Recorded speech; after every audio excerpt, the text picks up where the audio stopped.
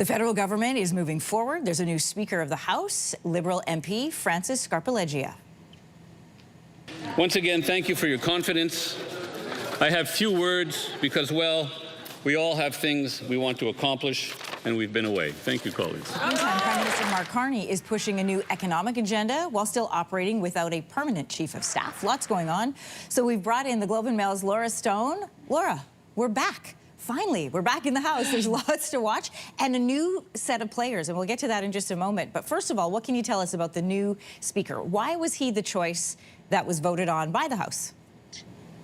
Well, good morning, Anne-Marie. Francis Scarpaleggia is a longtime Liberal MP. He's been elected for about 20 years, a veteran of the House of Commons and the former Liberal caucus chair. So he's very well known within the Liberal Party. I think kind of the drama that happened yesterday, if you could call it that, with choosing the new Speaker was that there were two Conservatives in the running for the seat and they dropped out before voting began. I think you could attribute that to the fact that we're in a minority parliament, and so every vote counts here. And so for the Liberals to have now elected the Speaker from within their own caucus, that means they have one fewer vote. I think political observers have noted that Mr. Carney is going to operate as if he has a majority in the House. There's no one from the opposition benches, certainly, who's gunning for an election right now. But this could matter a year or two down the line. But look, I think Francis Scarpaleggia is well respected, I think, on both sides of the chamber. I think he's kind of viewed as the safe and capable choice, and hopefully not too much drama in the House of Commons, which is what we saw in the last parliament under Justin Trudeau. Really, the House of Commons agenda at a standstill and the government unable to do much there. And so I think there's kind of a hope right now that at least the members will be able to get a few matters completed before the summer break. I want to ask you about that, Laura. So there is new leadership. We've got Prime Minister Carney. It's all new players, right? There's Andrew Scheer now is leading the opposition in the House. Davies is also in the House of Commons for the NDP, but of course they don't have official party status now. So without Trudeau and Poilievre and Singh, do we see an opportunity for the decorum to change in the House? Because that had been a complaint to this previous session.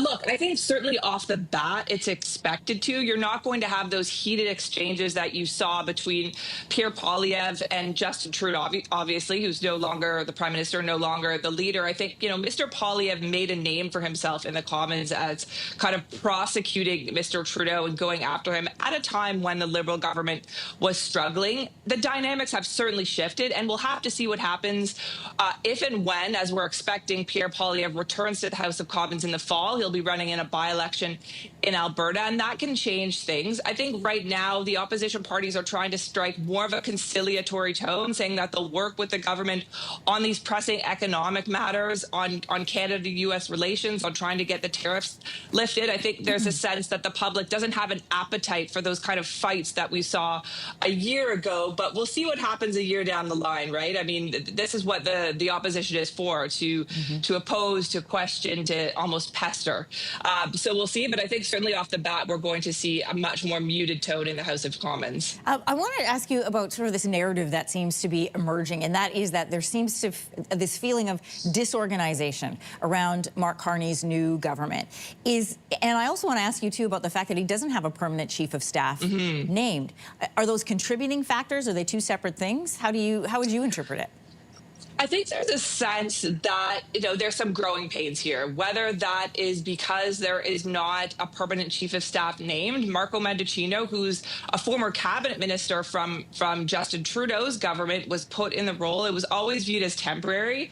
Prime Minister Carney announced recently that Mr. Mendicino would be staying in the role through to the summer, through to the end of June. But we've reported that he's had some trouble recruiting some political veterans back to the office. And then I think we saw maybe a rocky first week for the cabinet, and where some ministers came out and sort of contradicted the government's economic message. For instance, you had the former environment minister, Stephen Guilbeault, saying we don't need more pipelines. Well, that was a key part of Mr. Carney's pitch to Canadians, and goes against what his new natural resources minister, energy minister, has been saying. So there's certainly some growing pains here. Whether that's, a permanent sentiment, we'll have to see, and we'll have to see who Mr. Carney names as the permanent chief of staff. There's some talk of someone from the Trudeau era coming in, but he's talked about running the government like a business, like the private sector, and he wants to get things done quickly. So we'll see if he's able to actually achieve that over the next number of months. Yeah, it's one thing to achieve it when you've got,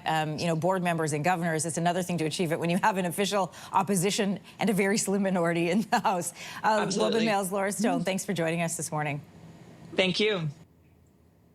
If you like that video, make sure to subscribe to the Your Morning YouTube feed, where you can find all kinds of new content posted every weekday morning.